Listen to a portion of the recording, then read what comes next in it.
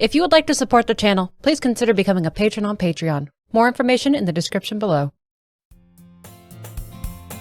Another day passes. It's time for the club meeting already. I've gotten a little more comfortable here over the last couple days. Entering the club room, the usual scene greets me. Hi, Tiptoe. Yo, Sayori. Looks like you're in a good mood today. I'm just still not used to you being here in the club, that's all. Oh, I see. It's a pretty simple thing to get you in a good mood. But I guess it's always the simple things with you, anyway. Speaking of which, I'm kind of hungry. Will you come with me to buy a snack? No thanks. Huh? That's not like you at all. I have my reasons. Why don't we take a look at your purse, Sayori? Huh? Why that all of a sudden? Oh, no reason really. I just wanted to look at it. Aww. She nervously retrieves her coin purse. She fumbles with the latch and gets it open. Turns it upside down, let the contents spill out into the desk. Only 2 small coins fall out. I knew it. I can see right through you, Sayori. That's not fair. How did you even know? Well, it's simple. If you had enough money in the first place, you would have bought a snack before coming to the club room. So either you're not hungry and wanted an excuse to take a walk, or you plan to conveniently forget that you spent all your money so that I would lend you some. What? So that I would lend you some. Okay. But there's one more thing. This is fucking Sherlock Holmes bullshit. You're always hungry. And so that only leaves one option. I give up. Don't make me feel guilty. If you feel guilty, that means you deserve to feel guilty. Oh. Yuri suddenly giggles. Huh? I didn't notice that she was listening in. Her face is in her book, as always. I wasn't listening or anything. It was just something in my book. Yuri. Tell Tiptoe to let me borrow some money. Don't get me involved like that, Sayori. Besides, you should only buy what you can responsibly afford. And frankly, after pulling a mischievous little stunt like that, your suffering is fair enough retribution. Damn, girl. Did I just... Oh, I didn't mean that. Wait. Why wouldn't she mean that? And that was a fair statement to make. I got too absorbed into my book.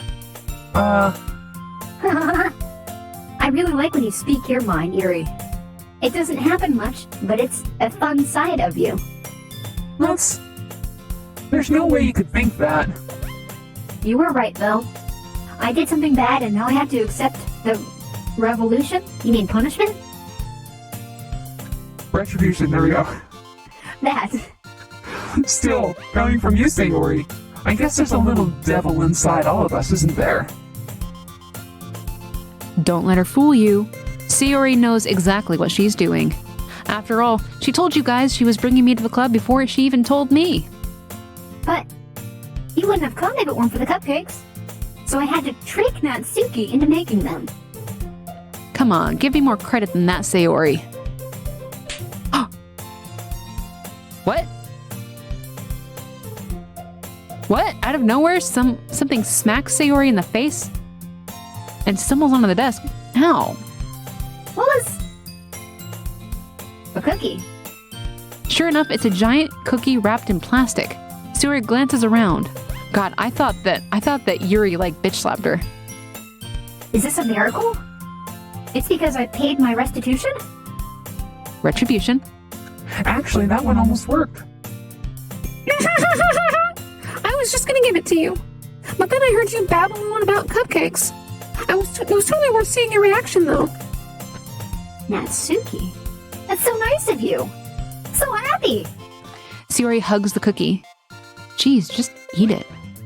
Sayori rapidly tears open the wrapper and takes a big bite. So good. Sayori suddenly clasps her hand over her mouth. Bit my tongue. You're going through, a lot over just one cookie. Natsuki takes a bite of her own cookie. Ah, yours looks really good too, Natsuki. Can I try it? Jeez, beggars can't be choosers. But yours is chocolate. Yeah, why do you think I gave you that one? Fine. Still, I'm really happy that you shared this one with me. She has like a food fixation. Sayori gets out of her seat and goes behind Natsuki, then wraps her arms around her. Oh my. Ah, jeez. I get it.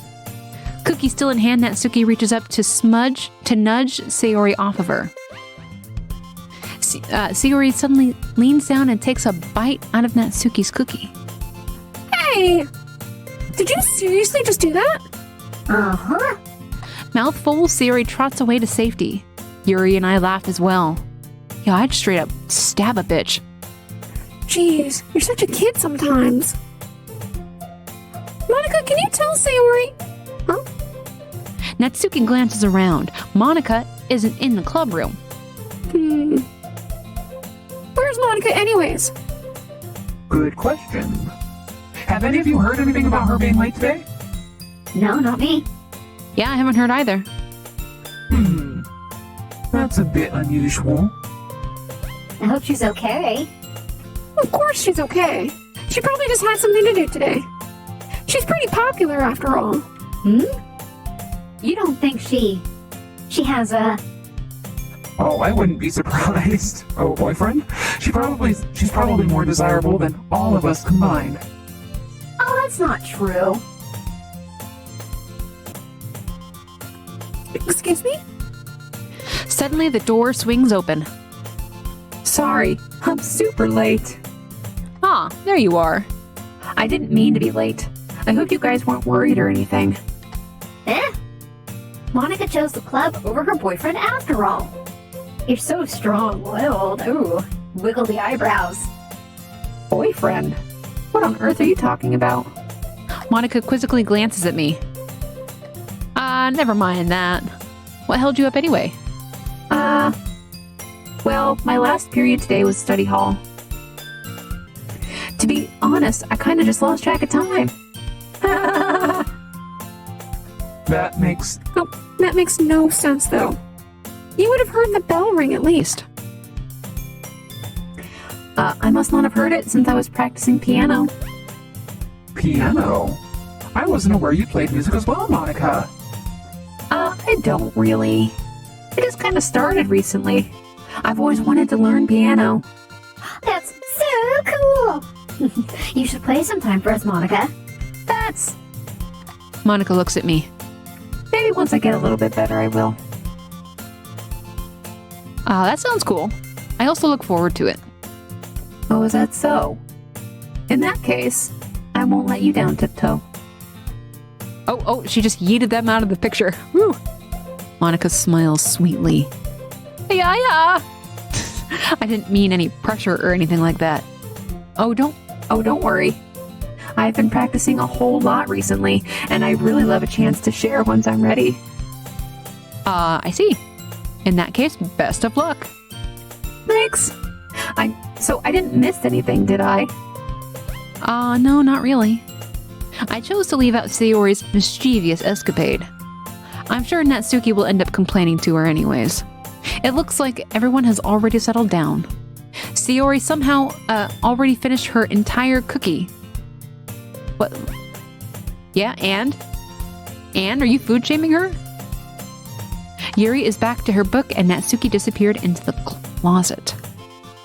She keeps going back to the closet, doesn't she? Tiptoe. Sayori suddenly comes up to me. I'm gonna go get some supplies from another classroom. Wanna come with me?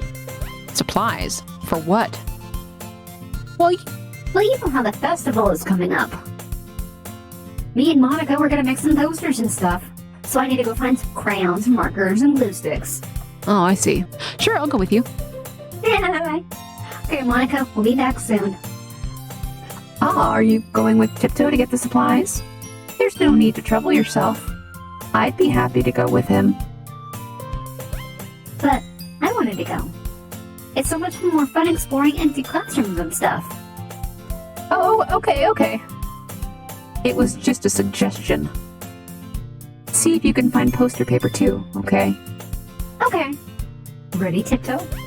Yeah, let's go. Sayori and I exit the club room. I follow behind as Sayori hums and skips around the hallway.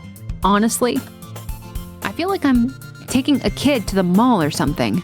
Sayori finds pleasure in the simplest things sometimes. Hey, Sayori, what exactly are we doing for the festival anyway?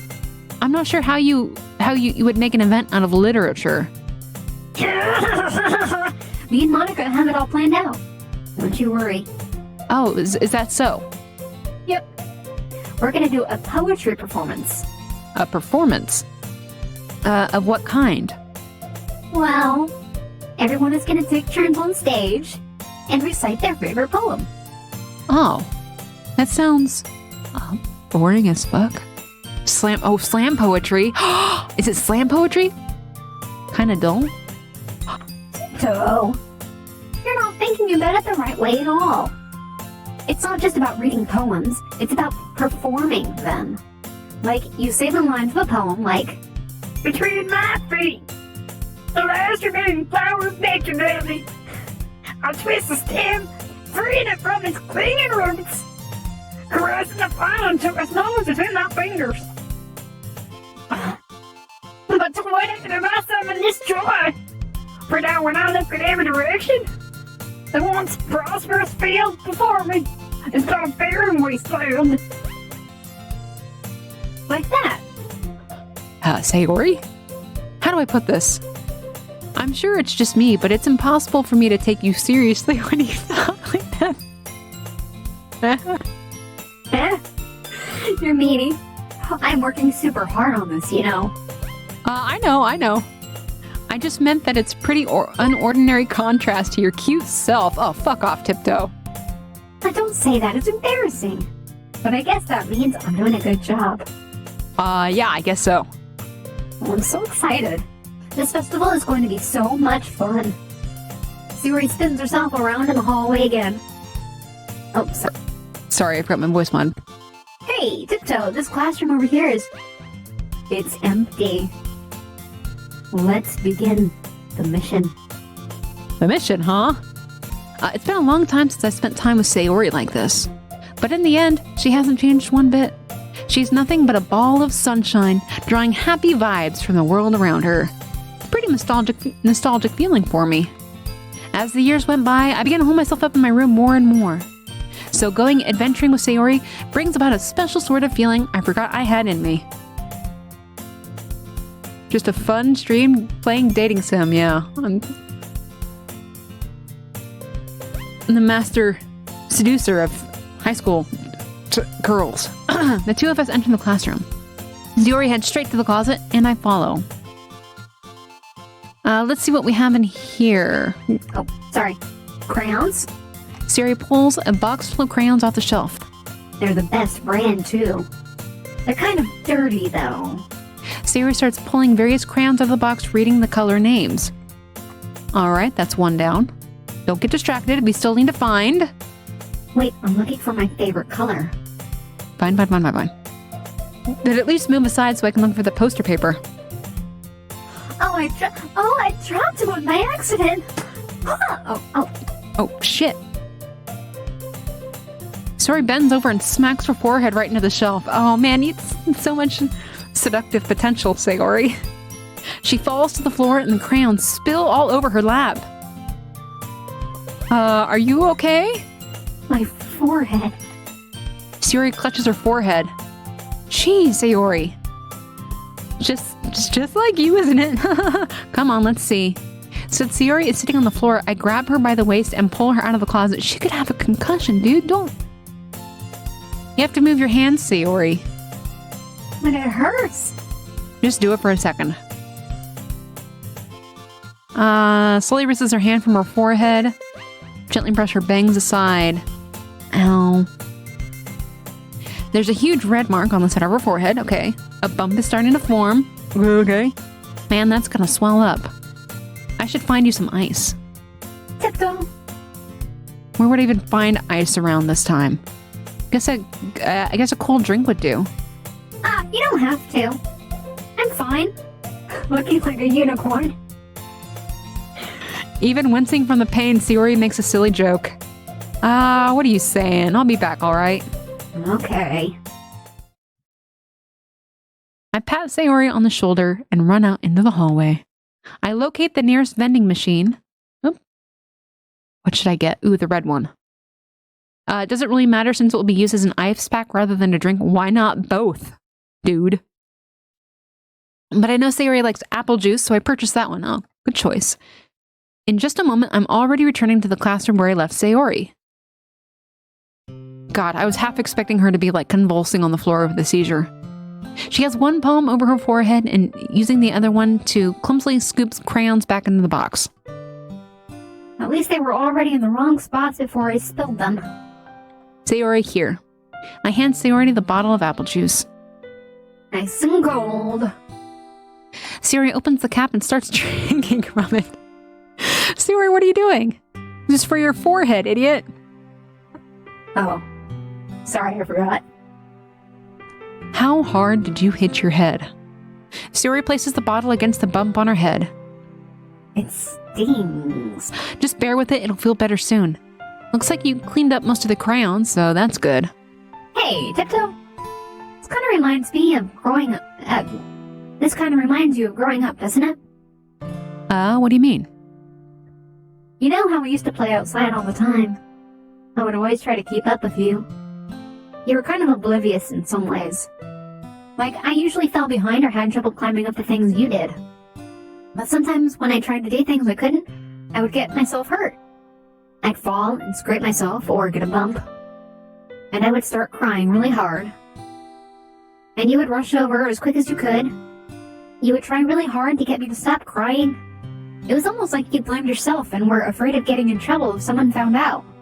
Even though it really wasn't your fault at all, you know? Did I really do that? Yeah, you don't remember? Come to think of it, maybe I do remember a bit. I guess I was always so focused on my games that I didn't pay enough attention to you. So in a way, it was my fault. Kind of like this time, too. If I wasn't rushing you to get out of the closet, you probably wouldn't have hit your head. Tiptoe. I don't think you realize it, but you're always thinking of other people. Even after all these years. You're rushing to help me, even though I'm just being clumsy. You're really a sweetheart. Don't call me that. You can call me a sweetheart. I am a sweetheart. And I don't really do this kind of thing all the time. I guess when it comes to you, it just feels natural. Before I even know it, I'm treating you like that. I guess that's what happens when you've been friends for so long. Really? Maybe you're right. Tiptoe, let's scissor. Oh, I'm so glad that nothing's changed between us. Do you think it'll be like this forever? Forever. If I'm honest to myself, there's no telling where we'll end up, where we'll each end up for college or after that. So it wouldn't be fair to me to make any promises, but, well, I hope so. It's been this long already, right? I can't imagine you ever changing, so my hopes are up. Oh, I'm so happy. Sayori has a whimsical expression in her eyes. We remain silent for a moment. She's so silly and clumsy on the outside that when I see her deep in thought like this, makes me want to not disturb her. I guess we should go back. I don't want to worry Monica, you know? Yeah, good luck with that. She's gonna see your forehead either way. Not if I hide it under my bangs. Sayori hops to her feet. She clutches her forehead again. Don't stand up so fast after hurting yourself. Well, I guess it's too late now. Anyway, let's go. I follow Sayori out of the classroom. Sayori plays with her bangs to try and hide the bump without much success. Ooh. In a moment, we make it back to the club room. Ah, you're back. Good timing. I was just about ready to start with sharing our poems. Sayori, your forehead. She's fine, don't worry about it. I was playing with the crayons and smacked my forehead into a shelf. Well, anyways, were you able to find everything we needed? I have it right. Huh? Sayori frantically glances around herself. I forgot all the stuff. Calm down, Sayori. I have it all right here. I found the poster paper too. Aha! Sounds like you ended up doing all the work, Tiptoe. Well, Sayori... I failed to come up with an excuse for Sayori. I made it an adventure. Yeah, that. Okay. In any case, good work. I'll start working on the posters tonight. Oh, me too. Okay, everyone. Are you ready to share your poems? Guess I should grab mine. Oh my god, what was mine about? Flowers and a playground massacre? Oh no. Guess I should grab mine. After making sure the crayon box is closed tightly, I returned to my seat. Who should I show my poem to first? Let's just go right down the line.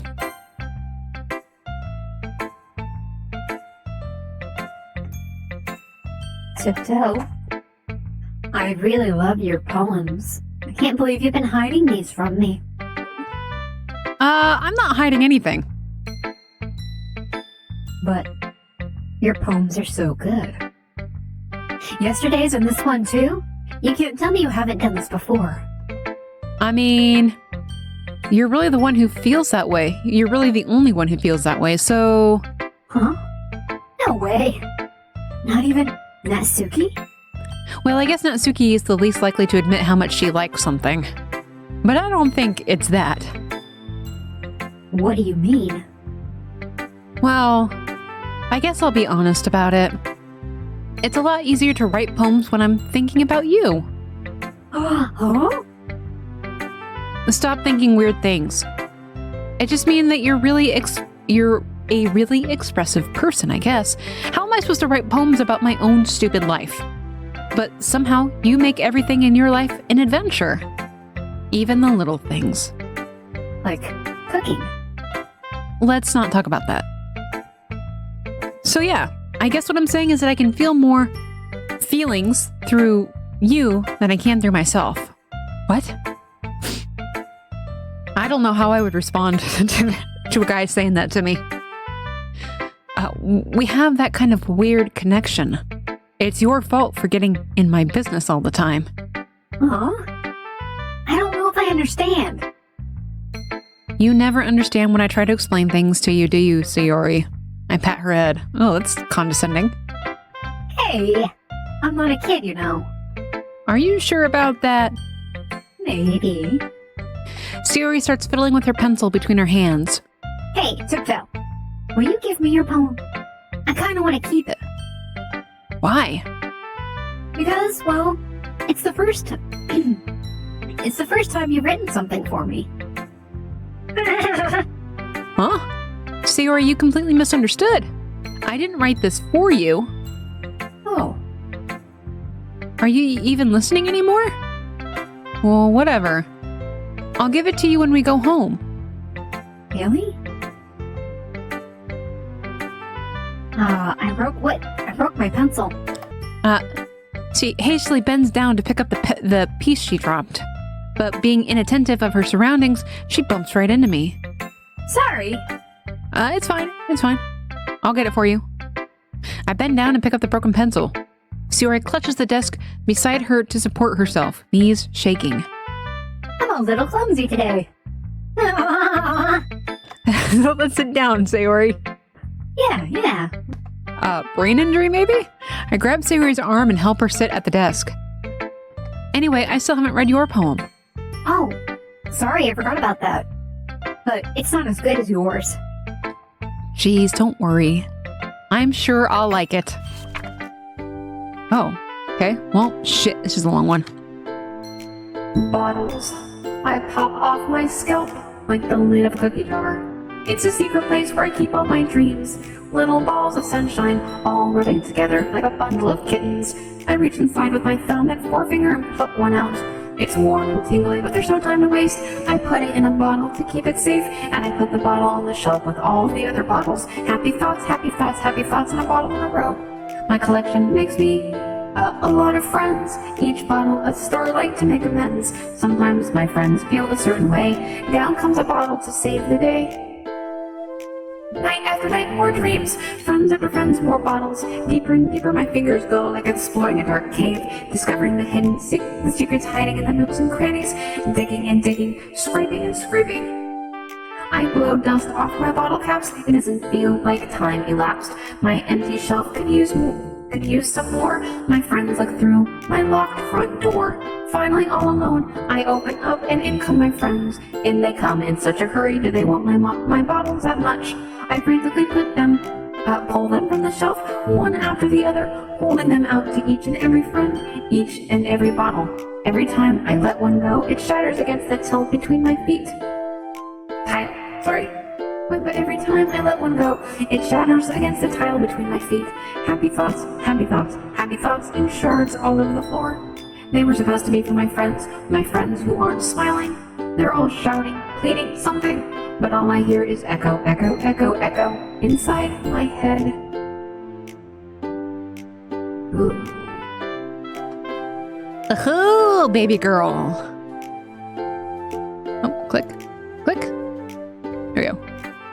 Holy crap. Sayori, did you really write this? Of course I did. Didn't I tell you yesterday I was gonna write the best poem ever? Yeah, but I didn't expect something like this coming from you.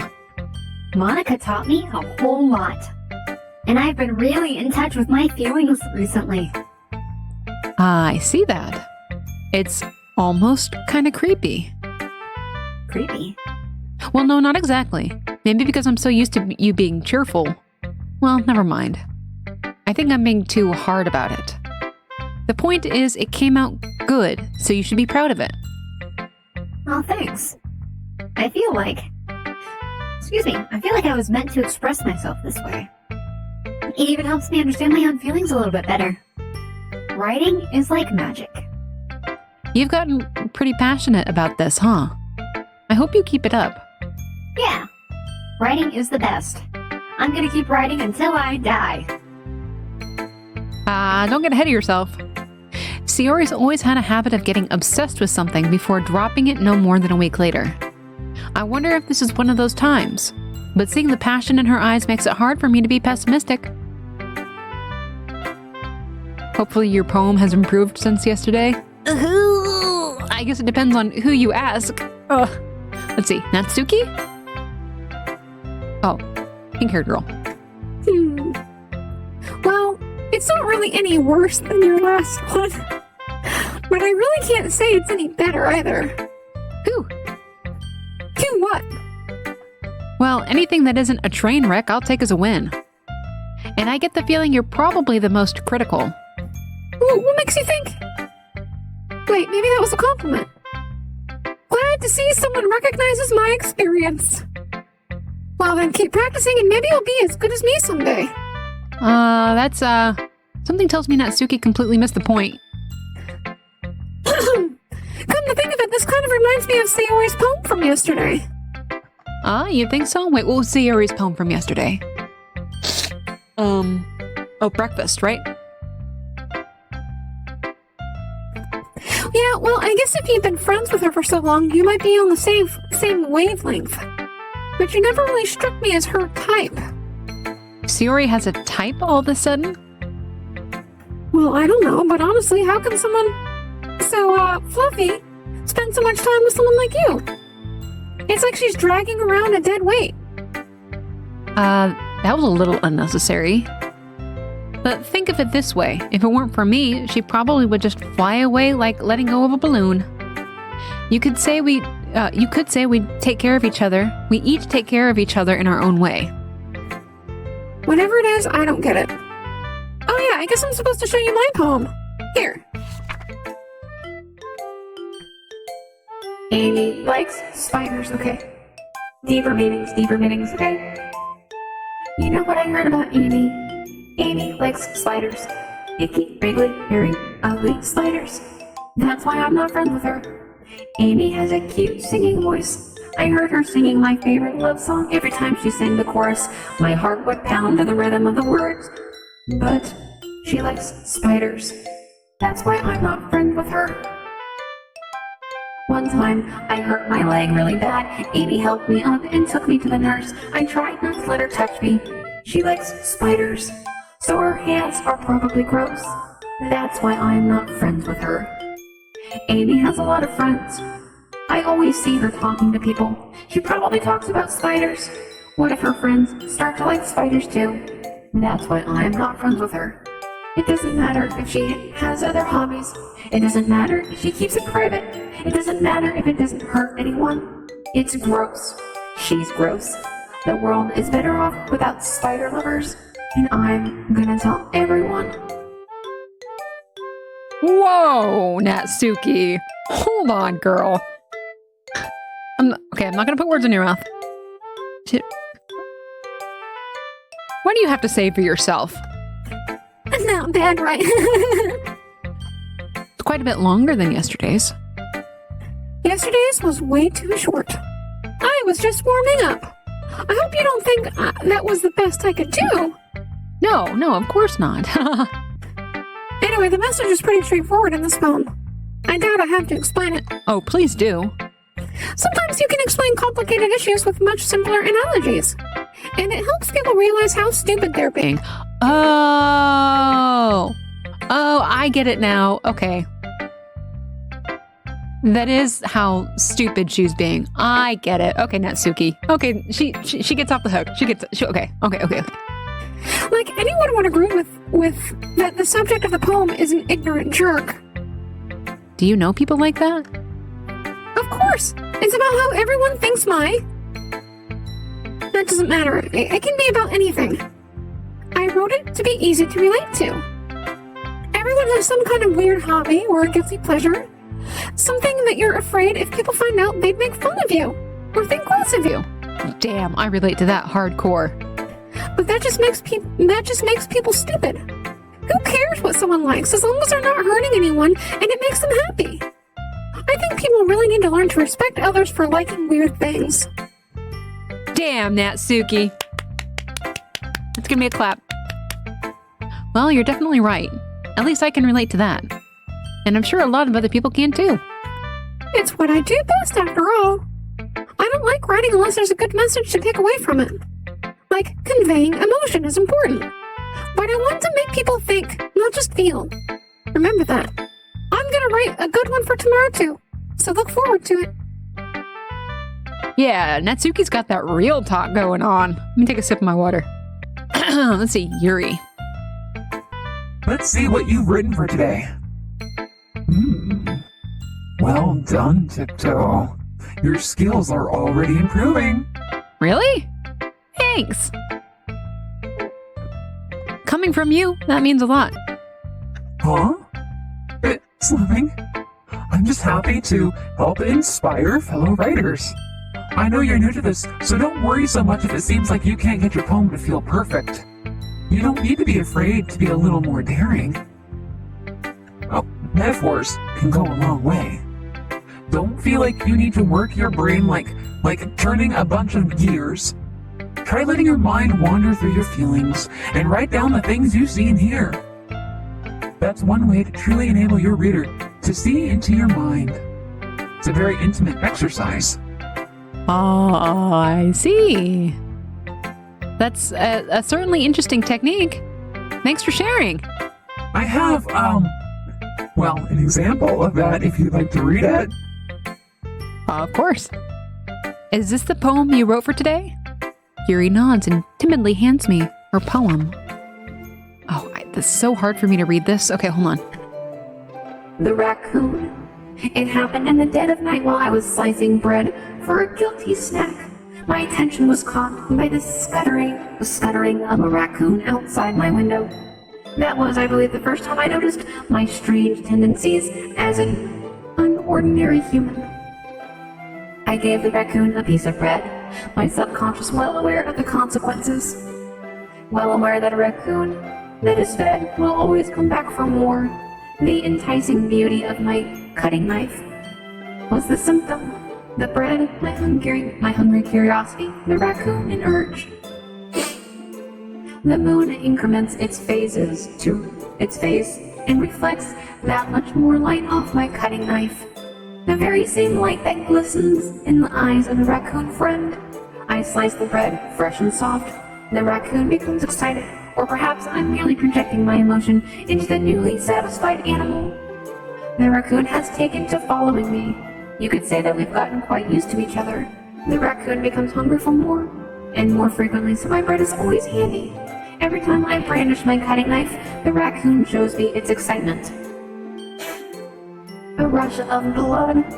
Classic Pavlovian conditioning. I slice the bread, and I feed myself again.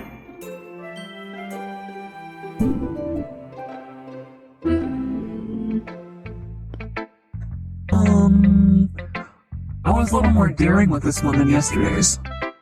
I can see that. Can I search you for a knife, Yuri? Can I just pat you down really quick for sharp objects? It's a lot more metaphorical. I don't know if it's my fault, but I can't begin to imagine what this poem is about. That's right. It's a bit closer to my preferred writing style, using the poem as a canvas to express vivid imagery and conveying emotions through them. Yeah, if I take it at face value, then I can't even figure out what it's supposed to mean. Well, I think it's something that different people can relate to in their own way. I wanted to express the way it feels for me to indulge in my more unusual hobbies. It's those sort of things I'm usually forced to keep to myself. So I sometimes enjoy writing about them. Oh, that's funny. Didn't Natsuki also write something about that? About someone being ridiculed for strange interests? Huh? She did? Yeah. She was talking about how it doesn't matter what you're into as long as you're not hurting anyone. She's right. I mean, does she really feel that way? Yeah. Sounds like you two have that in common. That's interesting. To me, she seems like the kind of person who would make fun of my hobbies. But I suppose that's my fault for judging, isn't it? Oh, please don't tell her I said that. Don't worry, I have no reason to. Okay. Well, thank you for sharing it with me. After all, if I hadn't learned to embrace my own weirdness, I would probably hate myself. I might be ranting a little bit now, but I'm glad you're a good listener. Monica. Hi again, Tiptoe. How's the writing going? Alright, I guess. I'll take that. As long as it's not going bad. I'm happy that you're applying yourself. Maybe soon you'll come up with a masterpiece. I wouldn't count on that. Well, you never know. Want to share what you wrote for today? Sure, here you go. I gave my poem to Monica. All right. It's pretty good. Makes me think of Sayori like the other one that you wrote. You two are like the dynamic duo. That's kind of exaggerating it. Yeah, probably. But you do spend a lot of time with her, even in this club, don't you? Then again, I don't blame you for being a little shy. I'm not shy, it's just... Oh, I'm just teasing. I know it takes a bit of time to make friends with everyone. But Yuri and Natsuki are super interesting people, so don't be afraid to give them their share of time. And you can talk to me every now and then, too. I'm not, like, unapproachable or anything, am I? Oh no, it's nothing like that. I'm just still getting used to being here, that's all. Yeah, I'm sorry if I was putting pressure on you or something. I really didn't mean it like that. No, don't worry. I get what you're saying. Well, alright. But anyway, you want to read my poem now? I like the way this one turned out, so I hope you do too. Alright, let's take a look. Save me. The colors, they won't stop. Bright, beautiful colors, flashing, expanding, piercing. Red, green, blue, an endless cacophony of meaningless noise. The noise in all her music is piano. I just realized that. The noise, it won't stop. Violent, grating waveforms, squeaking, screeching, piercing. Sine, cosine, tangent, like playing a chalkboard on a turntable. like playing a vinyl on a pizza crust, an endless poem of meaningless. Load me. Don't mind if I do. Load me. Save me, load me. Wait.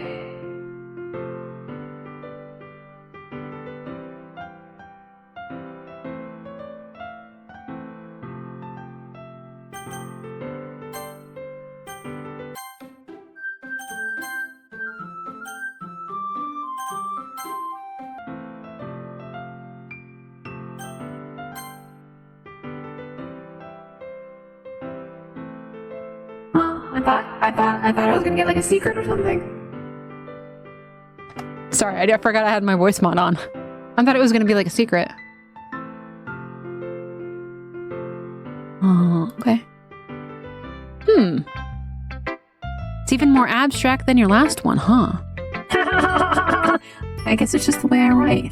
I'm sorry if you don't like it. No, I never said that.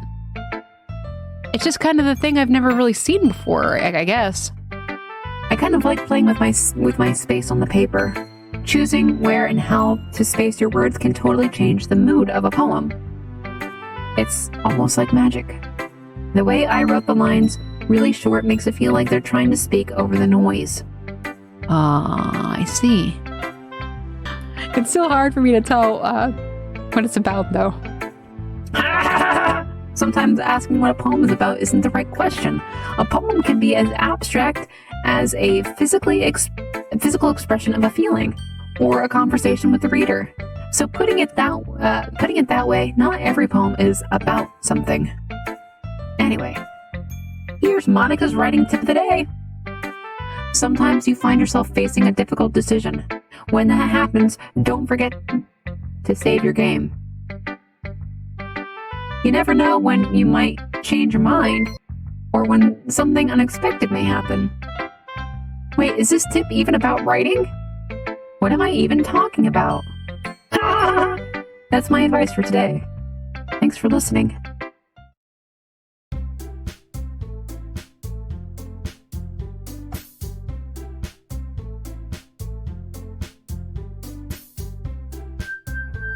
Okay, everyone.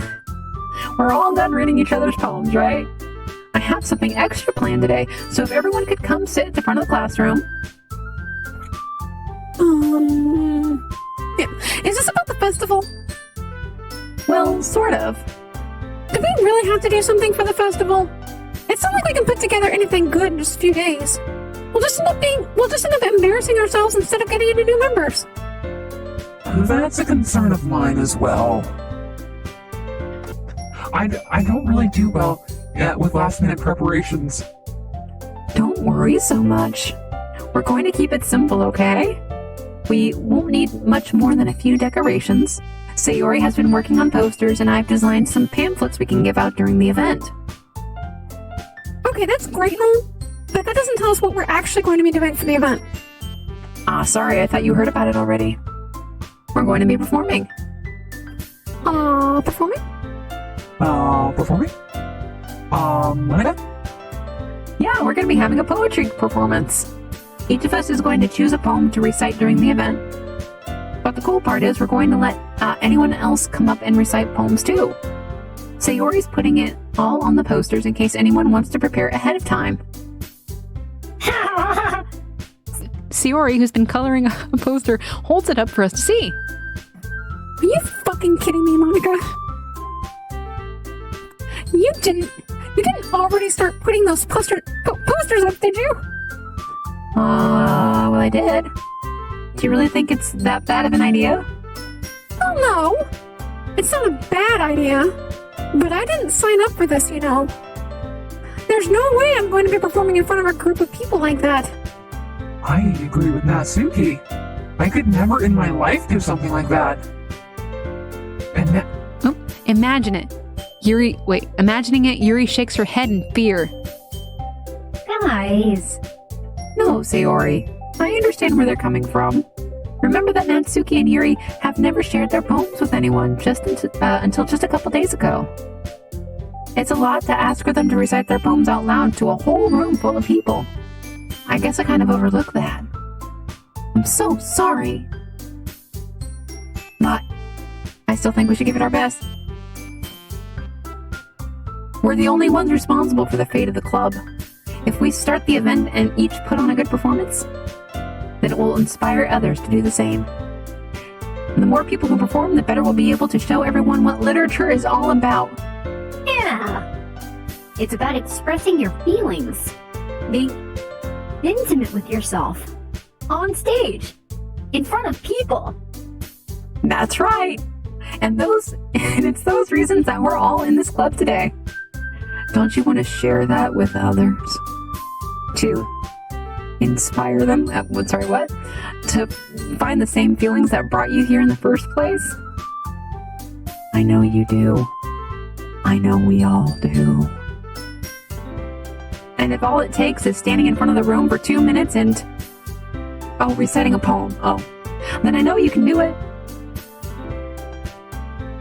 Natsuki and Yuri remain silent. Sayori looks worried. I guess that leaves me no choice.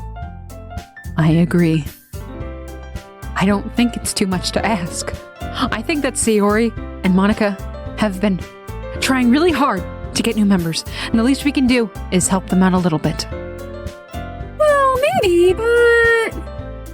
Looks like Natsuki doesn't have any arguments left. Yeah, peer pressure. Peer pressure them into it. Okay, fine. I guess I'll just have to get it over with. All right. Phew. Thanks, Natsuki. What about you, Yuri? What about you, Yuri? You don't want to be the one fucking holdout, right? You're gonna do it too, right? Because everyone else agreed and you're the only one saying no, and we're all gonna sit here and stare at you until you comply. Yuri dejectedly glances around at everyone else's expectant faces. I guess I don't really have a choice. That's everyone. You're the best, Yuri. This club is seriously going to be the death of me. Oh gosh. You'll be fine, Yuri. But anyway, let's move on to the main event. I want each of you to choose a poem of yours. We're going to practice reciting them in front of each other. No way. Monica! This is too sudden. Well, if you can't recite your poems in front of the club, how do you expect to do it in front of strangers? Oh no. Don't worry. I'll start off to help everyone feel a little bit more comfortable. Can I go next? Of course. Now let's see. Monica flips through her notebook to the specific poem she has in mind for herself. She then stands behind the podium. The title of this poem is The Way They Fly. Monica begins reciting her poem. Her clear, confident voice fills the room. More than that, her inflection is pristine. She knows exactly how to apply emotion behind each line she recites, bringing the words to life. Is this something she's done before, or is she simply a natural? I glance around me. Everyone has their eyes on Monica. Sayori looks amazed. Yuri has an intense expression on her face that I don't understand. Finally, Monica finishes the recitation. The four of us applaud. Monica takes a breath and smiles. That was so good, Monica. Thank you very much. I was just hoping to set a good example. Are you ready to go next, Sayori? I'll go next. Yuri's fired up all of a sudden. Yuri clutches a sheet of paper between her hands and stands up. Keeping her head down, she walks quickly over to the podium. This poem is called... Yuri anxiously glances around at each of us. You can do it, It's called After Image of a Crimson Eye. Yuri's voice shakes as she starts reading the poem. Just a moment ago, she practically refused to do this. Why is she suddenly putting in so much effort? As Yuri gets past the first couple of lines, her voice changes. It's almost like what happens when Yuri gets absorbed into her books. Her quivering words transform into the sharp syllables of a fierce and confident woman. The poem is full of twists and turns in its structure that she enunciates with perfect timing. This must be a rare glimpse into the whirling fire Yuri keeps concealed inside her head. Suddenly, she's finished. Everyone is stunned. Yuri snaps back into reality and glances around her as if she bewildered even herself. Hi. It's up to me to save this situation. That's a weird jump to make. Okay. I'm the first to start applauding. Everyone joins me afterward and we give Yuri the recognition she deserves. Yay! Yay! It's not that we didn't want to applaud for her, but we were caught so off guard that we must have forgotten. As we applaud, Yuri holds the poem in her to her chest and rushes back to her seat. Yuri, that was really good. Thank you for sharing. Looks like Yuri is down for the count. Okay. Guess I'm next then. Sayori hops out of her chair and cheerfully walks up to the podium. This one's called My Meadow. Sorry, I giggled. Shut up. Sayori, shut up and just do it! Sayori? It's a lot harder than I thought. How did you guys do it so easily? Try not to think of it like you're reciting to other people. Imagine you're reciting it to yourself, like in front of a mirror or in your own head. It's your poem, so it'll come out the best that way. Oh, I see. Okay then. Sayori begins her poem. Somehow it feels like her soft voice was made as a perfect match. The poem isn't aimlessly cheery like Sayori is. It's serene and bittersweet. If I were to read this on paper, I probably wouldn't think much of it. But hearing it come from Sayori's voice almost gives it a whole new meaning. Maybe this is what Sayori meant when she said she likes my poems. It's like I get to reach more deeply into someone I thought I knew through and through. Sayori finishes and we applaud. I did it. Good job, Sayori. Even Tiptoe liked it. I guess that's a good sign. What does that even mean? It came out nicely, Sayori. The atmosphere of the poem fits you really nicely. But it might be that other poems wouldn't work quite as well with that kind of delivery. Huh? I don't really understand. In other words, I've seen poems of yours where that sort of gentle delivery wouldn't work as well. They might need a little more force behind them depending on what you're reading. Oh, I know what you mean. I've been practicing that kind of thing. It's just embarrassing to do it in front of everyone. Then next time, I'm going to make you pick a poem that challenges you a little bit more. We don't have much time before the festival, you know. Okay. Now, who's next? Natsuki? Don't make me go before Tiptoe. What the fuck is that supposed to mean? It's not like I can compare to you guys anyways. Might as well let Tiptoe lower everyone's standards a little bit before I have to do it. Damn, bitch. Natsuki. It's fine. I might as well get it over with. But it's not like I have much of a selection of what to read. I'll just have to go with what I wrote for today. I stand up in front of the podium. Everyone has their eyes on me, making me feel terribly awkward. Yeah, that fucking burn. I recite my poem. Since I'm not exactly confident in my own writing, it's hard to put energy into it. Despite that, once I finish, I receive applause anyways. Sorry, I'm really not as good as everyone else. Don't worry about it so much. I think it's less about your abilities and more about your lack of confidence in your writing. That's something that'll improve over time, though. Yeah, maybe. Alright then. That just leaves you, Natsuki. Yeah. I'm going. Natsuki begrudgingly gets out of her seat and makes her way to the podium. This poem is called... it's called... Why are you all looking at me? Because you're presenting, idiot! Anyway, this poem is called, Jump. Oh, okay. Natsuki takes a breath. Once she starts reciting the poem, her sour attitude disappears a little. While she's still a little unenthused, her poem has a rhythm and rhyme to it. It's Natsuki's trademark style, and it works surprisingly well when spoken aloud. The words feel like they bounce up and down as if giving life to the poem. Natsuki finishes and everyone applauds. She huffs back to her seat. That wasn't so bad, was it? Easy for you to say. You'd better not make me do that again. Well, do you at least feel prepared enough to recite a poem in front of other people? I mean, doing it in front of other people will be way easier. I can put on whatever face I want for other people. But when it's just my friends, it's kind of embarrassing. Oh, that's a surprise, Natsuki. I think it would be the other way around for me. Well, that's just how it is, so... Well, I guess in that case, you won't have much to worry about for the festival. That said, I want to thank everyone for coming through. It might be hard, but I hope that you all have an idea for what it's like now. Make sure you pick a poem and get enough practice before the festival, okay? I'll be making pamphlets, so let me know ahead of time what you'll be reciting. Jeez. I should probably find some other poem to recite instead. That's fine too. It doesn't have to be your own. I'm already pleasantly surprised that you're putting all this effort for the club. It makes me really happy. Yeah, no problem. Okay, everyone.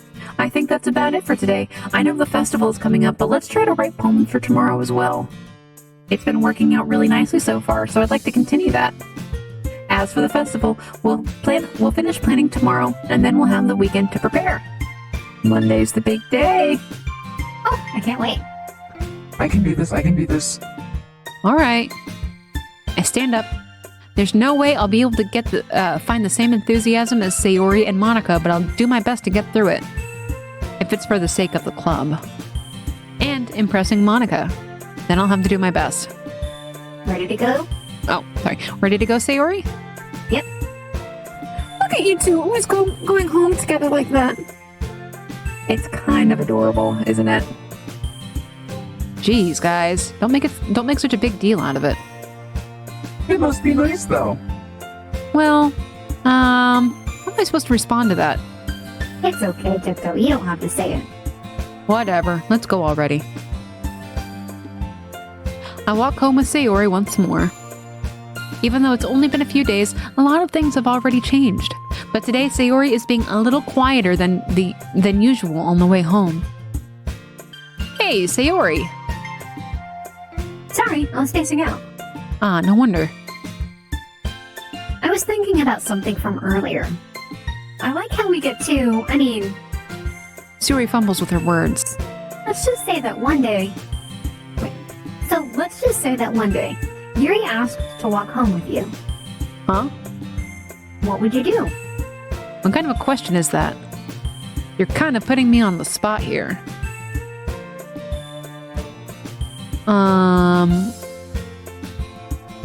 I would probably walk home with Sayori since we're neighbors. I would still walk home with Sayori, I think. Say hell yeah, say fuck yeah. We can walk both of them. Why can't we all three walk as a group? Why do I have to choose? I want to choose them all. I'd still walk home with Sayori. Sayori. You really think I would ditch you for Yuri? Huh? But she's so beautiful and smart. I already see her in the club every day. Besides, you always seem to really like going home together. I wouldn't just ruin that for you. Oh, you're so silly. You think about me too much sometimes. Yuri would deserve it if she wanted it, so... Sayori, I've already made up my mind. I really can't figure you out sometimes. Sorry. Besides, what's the point in speculating something that's never going to happen? The conversation trails off. It's kind of a weird thing for Sayori to care so much about, but I want to respect her and keep her happy too. Then again, the festival is only a few days away. Who knows what will happen in that time? Oh, here we go. Okay. This one is going to be about fear. Right there. Fear. Marriage. Broken marriage. Somebody died from a boop on a kitty's nose. They didn't get the milk. And they never came back. They secretively had another family. A waterfall cascade. Shit. They went to walk on the sunset together, and they ate strawberries without me. I looked at the ocean, and I felt an inferno of tragedy. But I put on a smile for my children, and it's uncanny how my wife's new boyfriend looks just like me. Precious children playing with the bunnies, and they jump in their swimsuits with explosion.